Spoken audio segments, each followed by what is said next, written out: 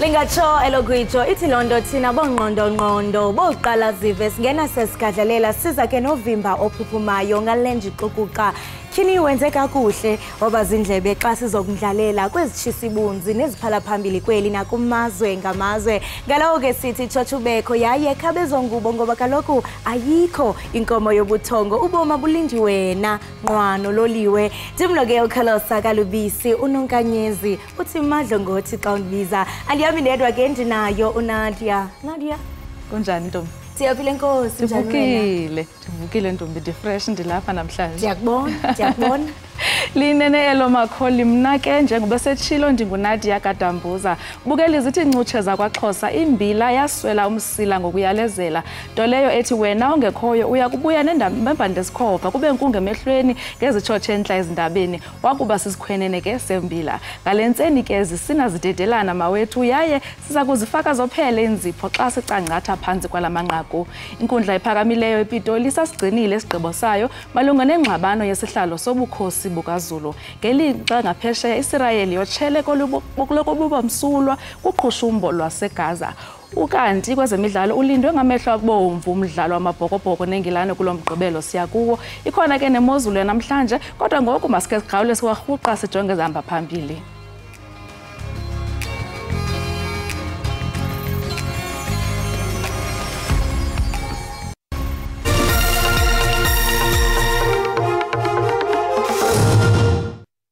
We have in our heads at length dealt, my Lord, with how in the past kings of the AmaZulu nation have been appointed. Inkundla ephakamileyo ePitoli sasigcinile isigqibo sayo malunga nembambano yesihlalo sobukhosi bukaZulu emva kokumanyelwa kwawo onke amaqela abandakanyekayo. iMelika isikhabile isiphakamiso esenziwe iBrazil kwibhunga lokhuseleko lezizwe ezimanyeneyo lokumisa imfazwe eqhubekayo phakathi kwelizwe lakwaSirayeli nePalestina. I guess England will feel like that. You guys took it away from us and we would like to take it back and that's the excitement. I'm not saying that in a negative way. Umlawuli wombhoxo eMzantsi Afrika uRassie Erasmus uthi ulindele ukuba iNgilane ibe kumkhankaso wokuziphindezela xa la maqela amabini ekhupha nobuntanga kumdlalo owandulela amagqibela kaManqoyi wendebe yehlabathi yombhoxo eParis eFrance ngokuhlwa kwangomgqibelo. I guess England will feel like that. You guys took it away from us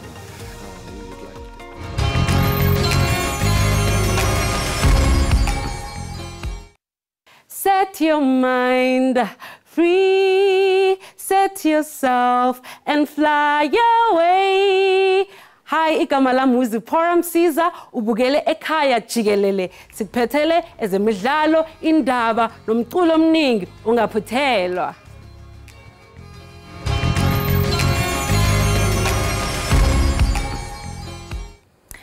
Inkundla ephakamileyo ePitoli sasigcinile isigqibo sayo malunga nengxabano yesihlalo sobukhosi bukaZulu emva kokumanyelwa kwawo onke amaqela abandakanyekayo.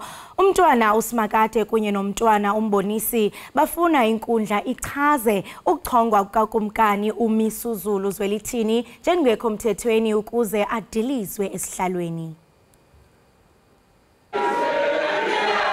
Izethulo ezenziwe enkantolo umntwana uMbonisi ngokumelwa kwakhe uAdvocate Menzi Simelane uthi okufanele ahlale esihlalweni uqokwa indlunkulu ngokulandela isiko. Bathi isilo esibuzile sayiguqula inqubo ngaloyo okufanele athathe isikhundla sobukhosi ngesikhathi lapho sikhetha uNdlunkulu uMantombi ukuthi uyena oyobamba isihlalo sobukhosi uma sikhothama. We have in our heads at length dealt, my Lord, with how in the past kings of the AmaZulu nation have been appointed. And they've always been appointed by the elders in the family who have always been the brothers of the immediate past king and in some respects were relevant the sisters. The immediate past, the late king Zwelithini Kabheka uZulu was himself appointed by the brothers of the late King Bheka uZulu. Uhlangothi lomntwana uSimakade lifuna ukuchithwe njengento engekho umhlangano waseNdlunkulu wango-2021 okuyiwona owahlonze ingonyama uMisuzulu njengendlalifa. bafuna nokuthi kubuyiselwe eceleni nesinqumo sikaMengameli wezwe kulomdontsiswano wesihlalo. This is the only application that Prince Simakade has brought to court. His approach to litigation has been conservative, as it should be. His remedy is a review. He did not jump the gun. He waited for the administrative action to be completed through the President's recognition process. He asked for reasons from the President, as he was entitled to do in terms of Section 5.1 of the Promotion of Administrative Justice Act. The President was obliged to respond in 90 days. He didn't do so. Ijaji Norman Davies lizocubungula ngokujulile konke okwethulwe phambi kwalo ngaphambi kokuthi likhiphe isinqumo salo ngomdontsiswano wesihlalo. Amapolisa aseThekwini abambe iziyobisi ezixabisa izigidi ezingama-70 zeerandi ebezithunyelwe ngenqanawa zisuka eBrazil. Umphathiswa wamapolisa uBhekicele kunye nomkomishinala wamapolisa nabo bebekho kwindawo yenqwayelo. Intatheli ye-SABC Vusi Khumalo usiqulunqele le ngxelo. Yebo, amaphoyisa aqinisekisa ukuthi athole izidakamizwa eningi ebalelwa enanini ka-70 million wamarandi etholakale emkhunjini osuka lapha nezweni lase South America iBrazil. Kodwa ke sikhuluma nolo ongu-National Commissioner wamaphoyisa Lieutenant General Fani Masimula. Thankful, we appreciate what the members of South African Police Service have done, and we appreciate the hard work working together, which have culminated in this. These drugs were destined for Gauteng. Well, in terms of address, we are still investigating to find the recipient with a view to arrest those that are responsible. We know it is coming from in Brazil. Yebo, uyeke lo umnumzane Lieutenant General Fani Masimula ongu-National Police Commissioner ebeka ngokusobala echaza ukuthi lezi dakamizwa zitholakala ezweni litholakala emkhunjini kahle hle osuka ezweni lase Brazil lapha ne-South America. Lezi dakamizwa uyachaza ngokusho ukuthi zitholakala kulomkhumbi obuvele ulapha eThekwini, usuzinze lapha eThekwini, nokuthi ke lo kahle hle zonke lezi dakamizwa bezibheke lapha esifundazweni eGauteng.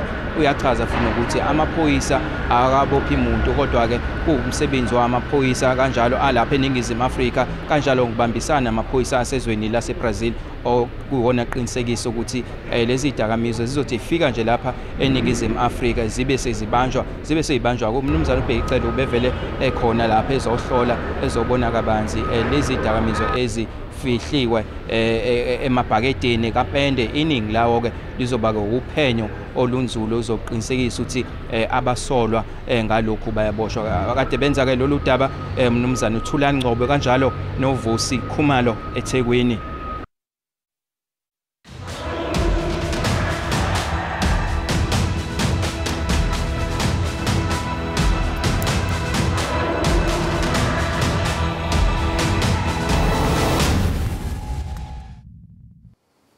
iMelika isikhabile isiphakamiso esenziwe iBrazil kwibhunga yokhuseleko lezizwe ezimanyeneyo lokumisa imfazwe eqhubekayo phakathi kwelizwe lakwaSirayeli nePalestina. Inxusa laseMelika uLinda Thomas Greenfield uqinisekisa ukuthi iMelika isingenelele futhi ifuna ukuqinisekisa ukuthi bayadedela abathunjiwe kanti ifuna nokunqanda ukudlondlobala kwalempi. uGreenfield uphinde wachaza mayelana nokungahambisani kweMelika nesiphakamiso esenziwe iBrazil sokuhoxisa impi ukuze kuthunyelwe usizo oludingekayo ngokusheshsha. Though we could not support this resolution going forward, we will continue to work closely with all council members on this pressing issue, just as we will continue to reiterate the need to protect civilians, including members of the media, humanitarian workers, and UN officials. Senjalo umengameli waseMelika uJoe Biden ube nenguyazana nondunankulu kwa-Israel ukufinyelela kukaMengameli waseMelika eMiddle East kuzemva ukuthi ihlaselwe izibhedlela eGaza izolo lapho kudlule khona abantu ababalelwa emakhulweni kwalimala ababalelwa eyinkulungwaneni.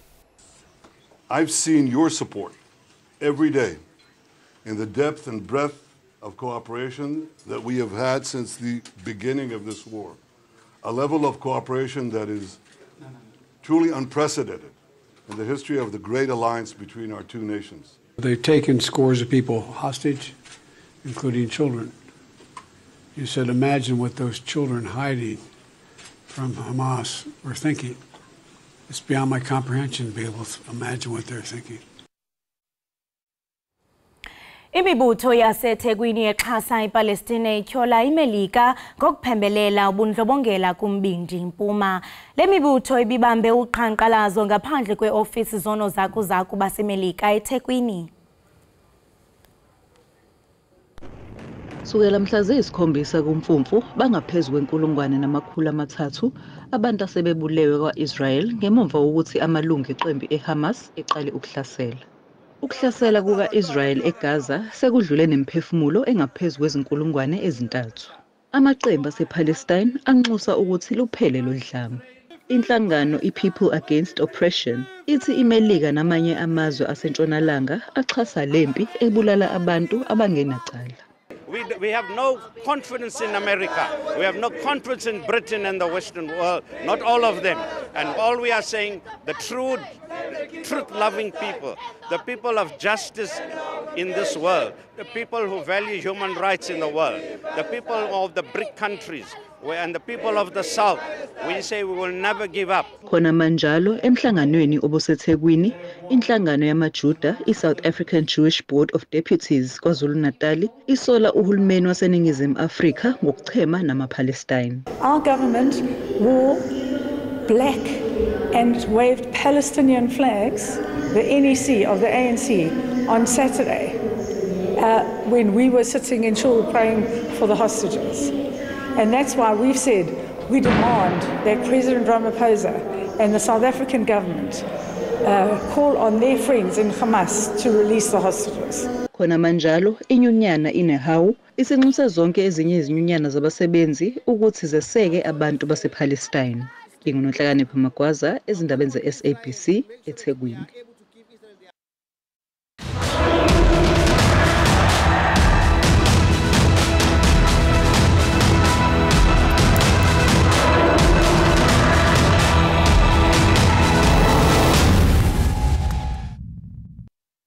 Unobhala jikelele we-ANC uFikile Mbalula uthi ikomiti elawulayo yombutho ivakalise inkxaso yayo kwilizwe lasePalestina kulomlo uqubayo.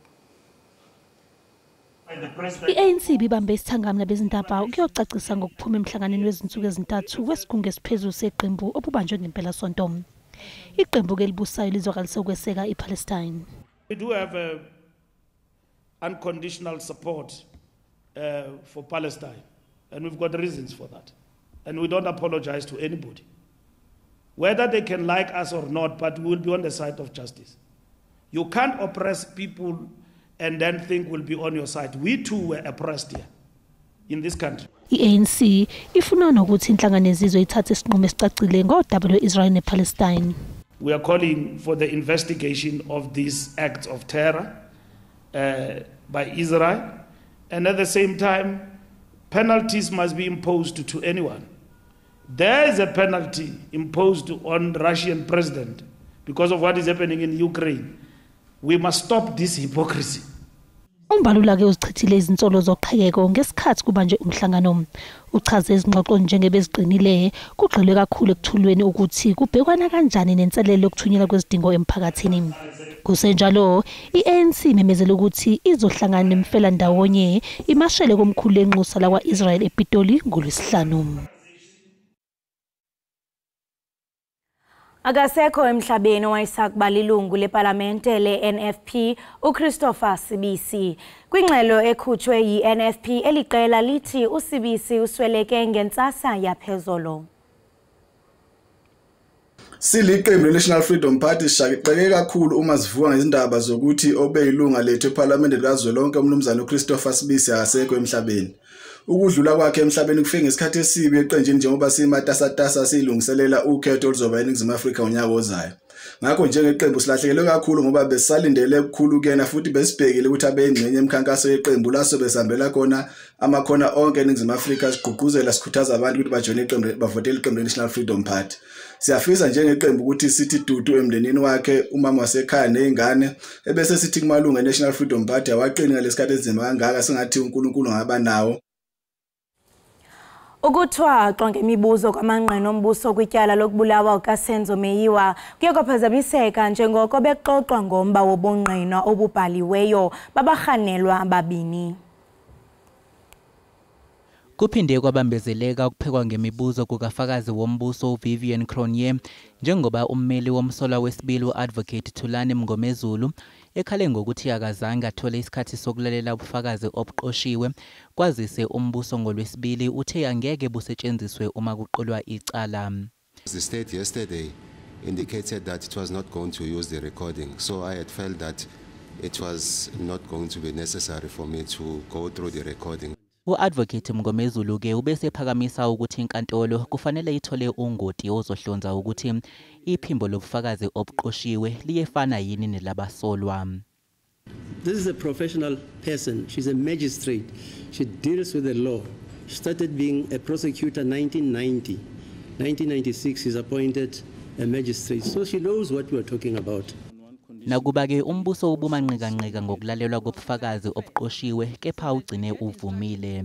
If this case goes anywhere else, I can tell you there'll be problems regarding the fact that you listen to part of the tape, then you switch it off, you redact it as you say, then the court was not part of the reduction. Leli cala libe selihlehla ukuze kulalelwe ubufakazi kanti kusasa kulindeleke ukuthi manje uCronje aphekwe ngemibuzo malungana nobufakazi obuqoshiwe nalapho ethi uNtanzi wazivumela ngokwakhe ukubulala uSenzo Meyiwa.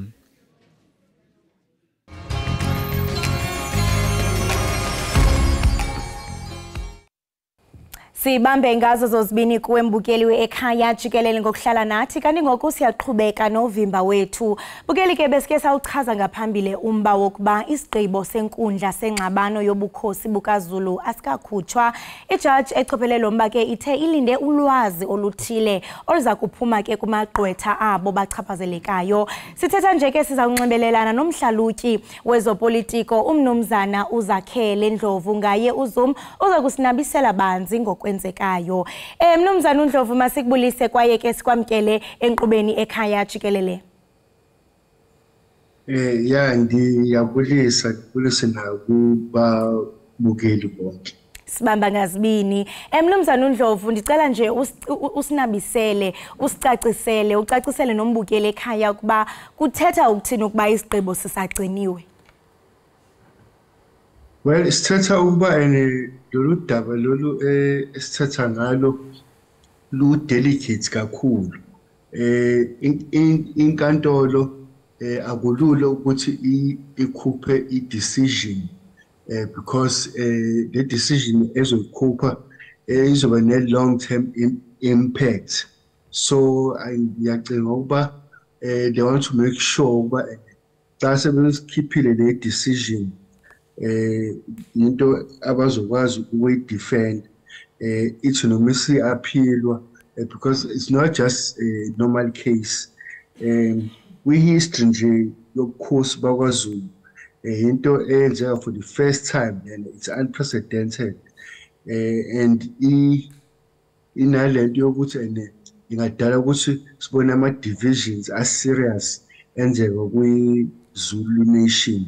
So and xa uyijongisisa kahle lento lena into traditional matter lena yofanele iresolve ama-elders awe-royal family but so bahlulekile so bayisa e-court okuyi-institution yase-west engakaze idile nalolu daba esibhekene nalo. Uthetha apha ngesigqibo mhlambe singakhokhela into kubana sibone i-long term effects. Ngokubona kwakho mnumzana uNdlovu ungathi mhlambe yintoni kanye le judge ebelifuna ukuyijonga kakuhle ngaphambi kokuba mhlambe ifikelele kwisigqibo salo? Well, I think bantu abazo umthetho abama-legal experts bazokutshela ukuthi before i-judge ithathe a-decision on matters are delicate njengalena, they need to make sure ukuthi they've got all the information at their disposal. Remember that there are matters pertaining not just to Roman Dutch law, but as I said, this is a traditional matter. So they need to know more about the Zulu culture, how these things have been handled in the past, because you are dealing here with a matter of who is the rightful heir to the throne. So Princess Makade, who's challenging King Misuzulu, yiphi lento le anayo enza ukuthi a challenge ukhosi buka half brother wakhe. So a judge needs to have all the information at his disposal before he can reach a decision. Uyatsho into yokubana ijaji funeke mhlawumbe ibe kanti izithwasa uxanduva lokuba lifunde banzi kuba mhlawumbe endulo amatyala abumila bunje ayechotshelwa njani. Ingaba ngokusemthethweni sinokulindela isigqibo ngalombandelo ngolwesihlanu xa ndithetha ngolwesihlanu lolwesihlanu uzayo okanye ke kuya kuthabatha ixesha elide lingakanani ixesha mhlawumbe esinokulindela esi sigqibo? I won't be surprised if it takes a long time for the judge to come out with a decision, because remember that I don't think that the judge would want to make a decision haphazardly. So they want to make sure that they have a clear understanding of the Zulu traditions, the Zulu culture as to exactly how a king is chosen. Some people say that a king is not really chosen, a king is born. So if a king is born, then how do we know that so-and-so is the king? I mean, if you look at the English, they have a clear succession. We saw the queen pass away and her son, Prince Charles, take over. So it's a clear succession. And then when Charles steps down or passes on, his son, Prince William, so there's a clear succession. But now, when it comes to African tradition, it gets confusing. And this is not just happening with the Zulus, but it happens with other ethnic groups, even other parts of Africa. These are some of the challenges that they face when a king dies. As I said, the court is a Western institution, and it is being asked to adjudicate a matter that is not really within its jurisdiction, if you will. But because we live in a constitutional democracy, it is the highest court in the land. Ultimately, I think this will end up in the highest court of land, which is the constitutional court, because whatever decision is made here, it will be appealed. So whoever loses, they will appeal it. So I think the judge in this particular case would want to make sure that even if the judgment is appealed, at least they have a leg to stand on. Lilonke mnomzana uNdlovu bandikuva kakhulu yatsho into yokubana African problems for African solutions. Kodwa ke njengoku sitsho into yokubana nokongoku kuyabonakala into yokubana sikwidemocracy abakwazanga mhlambe belikhaya into yokubana bayichophele bayithethe ngesikhaya bajonge mhlambe into yokubana endulo amatyala abumila bunje ayiqhutywa njani. Mnumzana uNdlovu ukuba uyakhumbula kakuhle lo mba uqale kwinkundla ephakamileyo yaseMkhukhundlovu njengokubona sesiubona nje ekwinkundla ephakamileyo yasePitoli ngokomthetho ngaba mhlambe kunokwenzeka ukuba umba ususwe kwinkundla ethile uthunyelwe kwenye inkundla elinganayo naleyo ubukuyo ngaphambili? Yeah, I think that because the matter was here in KZN and then now it is in Pretoria, I think maybe they want to make sure that there's no perception of bias.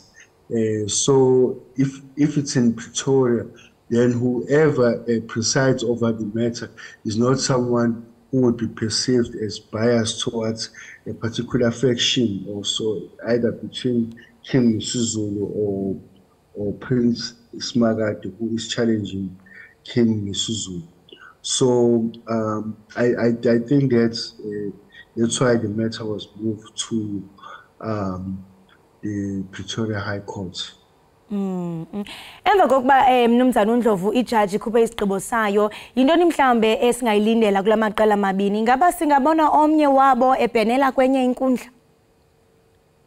Oh, no doubt about it. I'm pretty sure that whoever is going to lose this particular case is not going to just simply give up. They will want to appeal. So I think this will not be the end. As I indicated earlier on, chances are this will end up in the Constitutional Court, which is the highest court. And after that, obviously, whoever wins, that will be the final decision.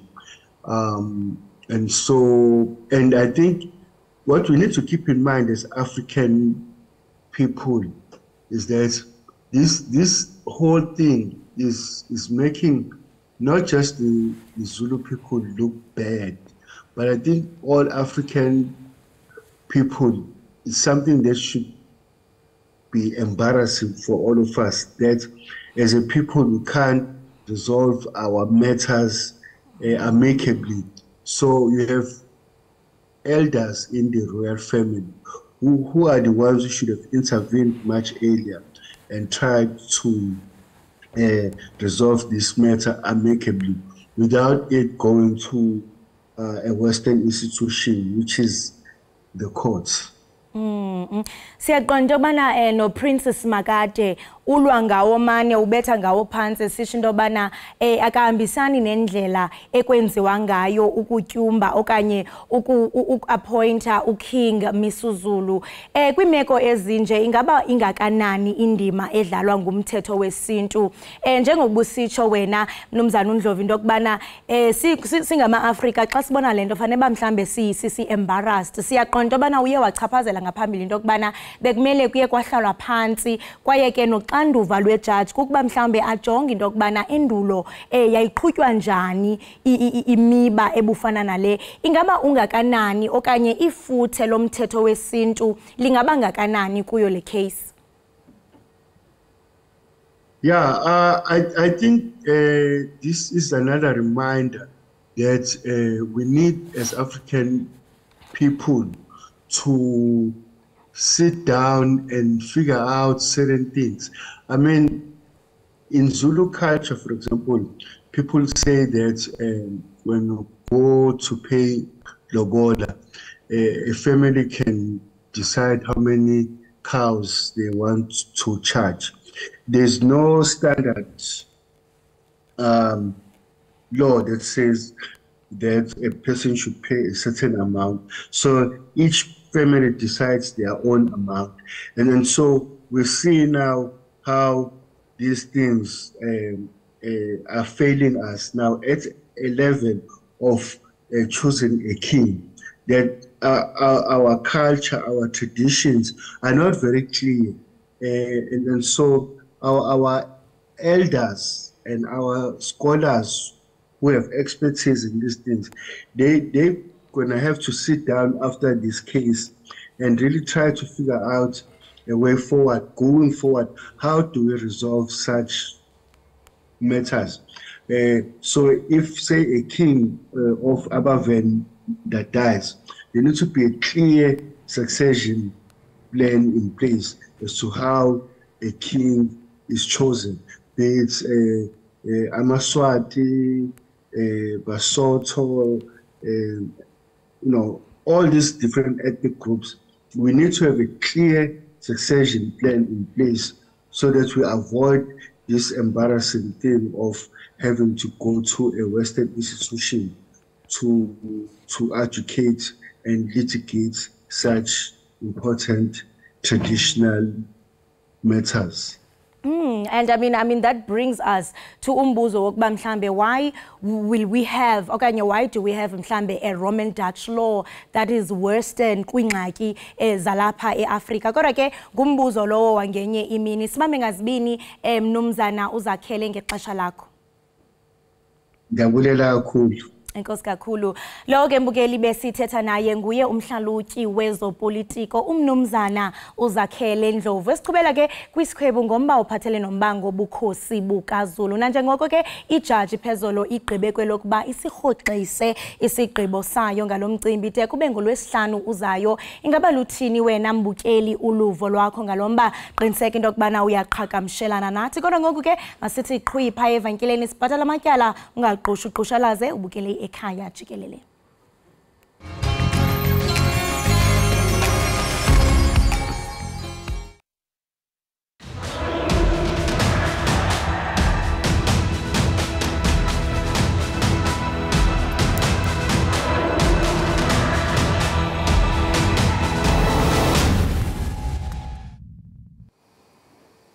Bukele masiphinde sikwamkele kwakhona usabukele ekhaya jikelele. Ilizwe lakaSirayeli liphinde kwakhona langathatha uxanduvo ngoqhushumbo oluqhambuke kwisibhedlele saseGaza nalapho kubulewe abaninzi ngolwesibini. Kungoku nje lamazwe mabini akhombana ngentupha esisehlo sihlaba umxhelo sishiyeke singenamnikazi. Ingxelo zamvanje zithi bangaphaya kwama500 abathe basweleka noxa ingekangqinwa ngokwasemthethweni lengxelo. Oluqhushumbo lwesibhedlele kubambise abaninzi ongezantsi ngelixa inani labo balanduleleyo Gaza iphela lime kuma3,000 ukuza kuthi ga ngoku yaye abaninzi bathe bonzakala. Namhlanje ke sinaye uZimasa Matiwane ongumqulunqi wendaba pha kuZoom. Zimasa masikwamkele sikubulise kuyekhaya jikelele.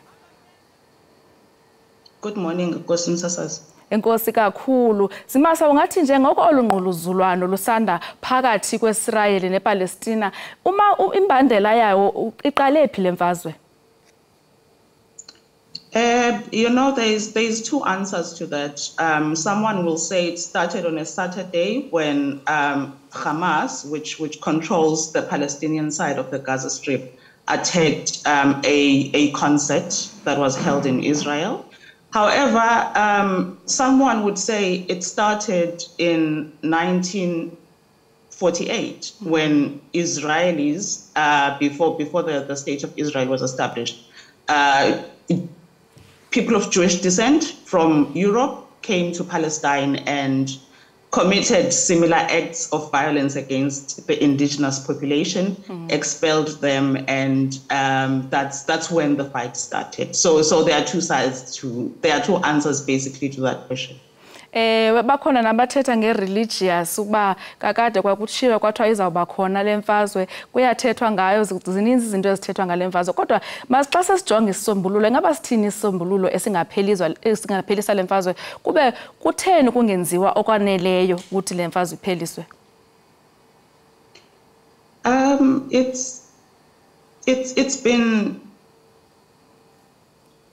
understood as a very complex and difficult conflict to resolve for generations, for the past 75 years, because that is how old this conflict is.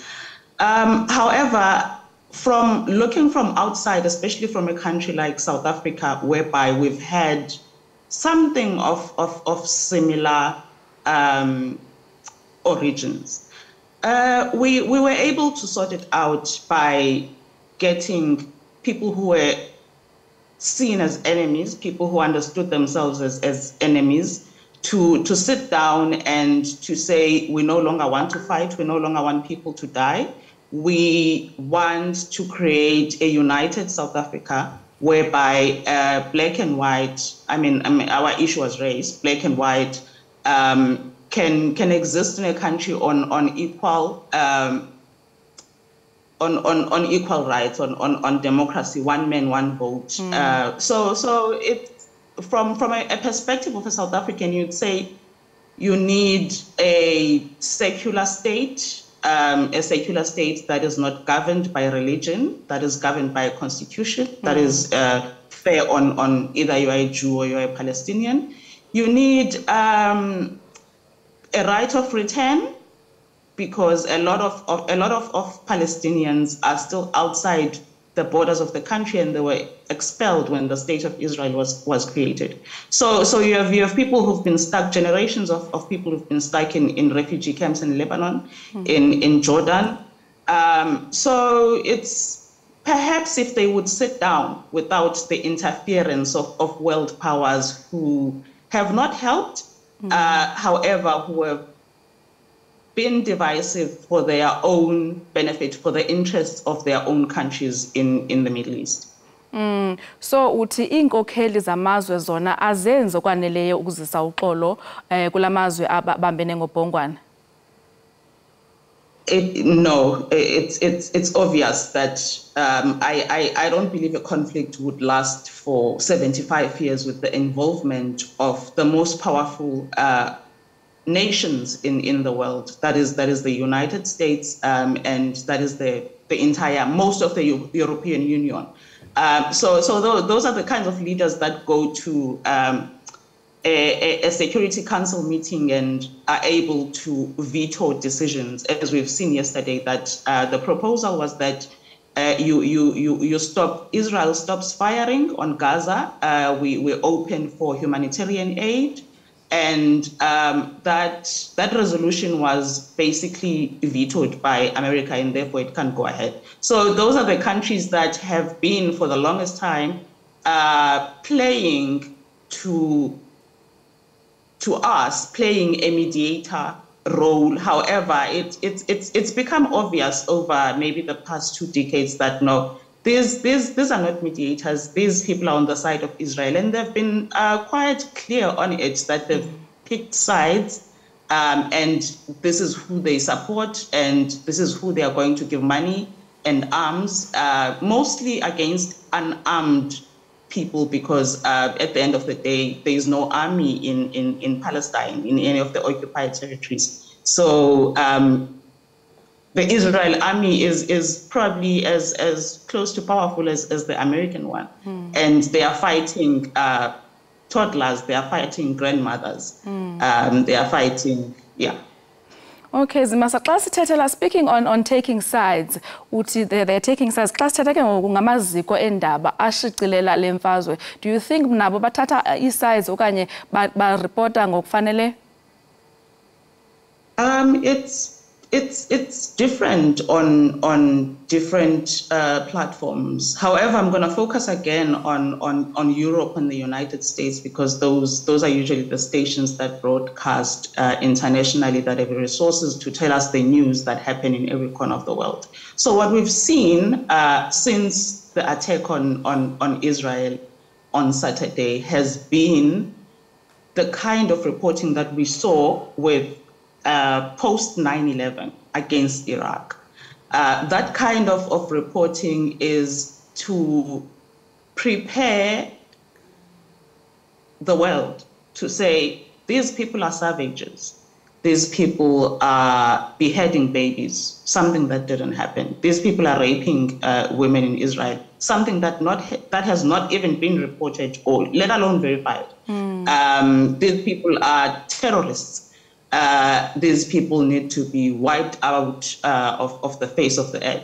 So that sort of uncritical reporting on the Western media and basically has helped pave a way for what ended up unfolding, which has been called a genocide by many independent organizations around the world.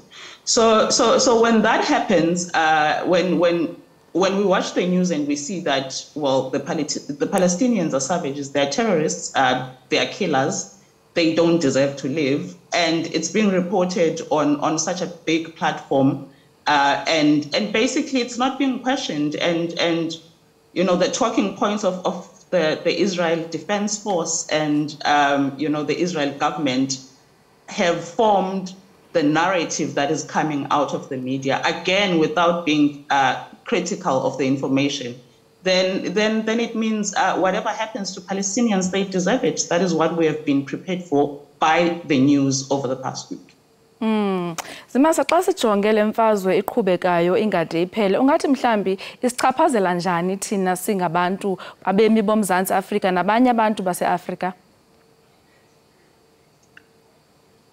I mean, there's an economic aspect of it whereby you have instability in that region, you have regional powers in the Middle East also warring, fighting amongst themselves, and trying to stand up for Palestine, and America is standing for Israel. So that sort of instability immediately causes a problem with the oil prices, and we know oil affects from the price of bread to the price of fuel.